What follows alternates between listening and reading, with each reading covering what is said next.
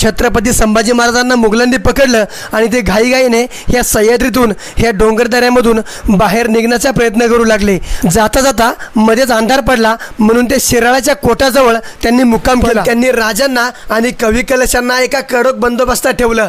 त्यांच्यावर जोत्याजी यांनी केलेल्या हल्ल्यामुळे मुघल एकदम सावध झाले होते। ते रात्रभर झोपले नाहीत।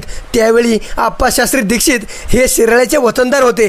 त्यांची वतनदारीवर नेमणूक छत्रपती शिवाजी महाराज यांनी केली होती। मुघलांनी संभाजीराजांना कैद करून शिराळ्याच्या कोटाजवळ मुक्काम केला आहे ही बातमी आप्पाशास्त्री यांना त्यांच्या एका माणसाने सांगितली। ही खबर कळताच आप्पा दीक्षित यांनी आपली शिबंदी गोळा केली आणि आपल्या सोबत आपल्या तालमीतील पहिलवान, जवान लोक, तरुण पोरं आणि गावातील अनेक लढाऊ मावळे जमा केले। जमलेल्या लोकांना आप्पांनी सांगितलं की गावकऱ्यांनो, आपल्या संभाजीराजांना मुघलांनी कैद केलं आहे आणि ते त्यांना कैद करून बादशाहसमोर त्यांच्या भेटीला घेऊन जाऊन त्यांना उभे करणार आहेत। मुघलांचा तळ आपल्या कोटाजवळच आहे, तरी आपल्याला काहीही करून आपल्या राजांना सोडवायचं आहे। शंभूराजांना कैद केलेलं ऐकून तिकडचा सगळा जमाव रागाने आणि सुडाच्या आगेने पेटून उठला आणि त्याच रात्री मराठ्यांनी मुघलांच्या तळावर हल्ला करायचा प्लॅन केला। आप्पा दीक्षित यांची आणि शंभूराजांची भेट झालेली ती गोष्ट त्यांना आठवली।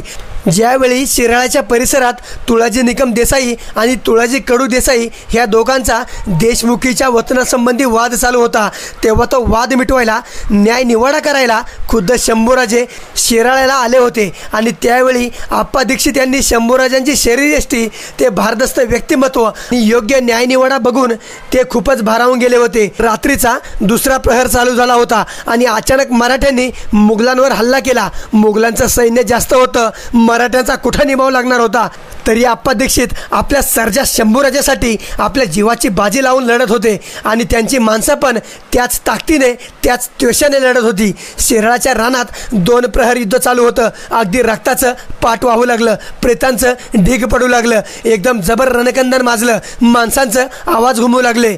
त्या जंगलात बाकी काहीच नव्हतं, अंधारात फक्त माणसांचा आवाज आणि रक्ताचे पाट वाहू लागले होते। मुघलांना मराठ्यांनी अगदी जेरीस आणलं होतं, पण अजूनही शंभूराजे कुणाच्या नजरेला लागले नव्हते आणि त्याचवेळी एक घात झाला आणि मुघलांना मिरजवरून आलेली त्यांची ताज्या दमाची फौज येऊन भेटली आणि मुघलांची ताकद अजूनच वाढली, तरी एकही मावळा मागे हटत नव्हता। जणू सगळ्यांनी शपथच घेतली होती की काय, आर्या पार, मारा नाहीतर मारा। आणि मुघल सैनिक जास्त असल्यामुळे आप्पा दीक्षित आणि त्यांचे साथीदार हरबा वडार हे पकडले गेले। त्यांना शंभूराजांच्या समोर आणून त्यांचा शिरच्छेद केला। शंभूराजांच्या डोळ्यात त्यांच्यासाठी पाणी होतं आणि यांचेसुद्धा डोळे आणि मन भारावून गेलं, पण त्यांचा शेवट आला होता। सगळ्यांच्या हातापायाची गाळण झाली असताना सुद्धा सगळे त्वेषाने आणि जोमाने महाराष्ट्राच्या छत्रपतींना वाचवण्यासाठी लढत होते, पण प्रयत्न करता करता आपल्या प्राणाची बाजी लावून ह्या सर्व मावळ्यांनी आपलं नाव इतिहासात कोरलं। अशी अनेक माणसं आहेत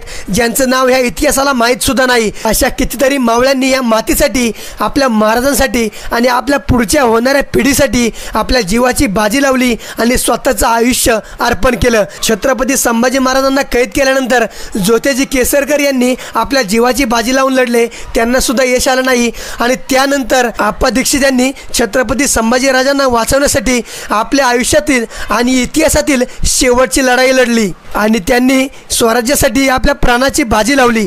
खरंच शतशत प्रणाम आणि मानाचा मुजरा त्या सर्व मावळ्यांना।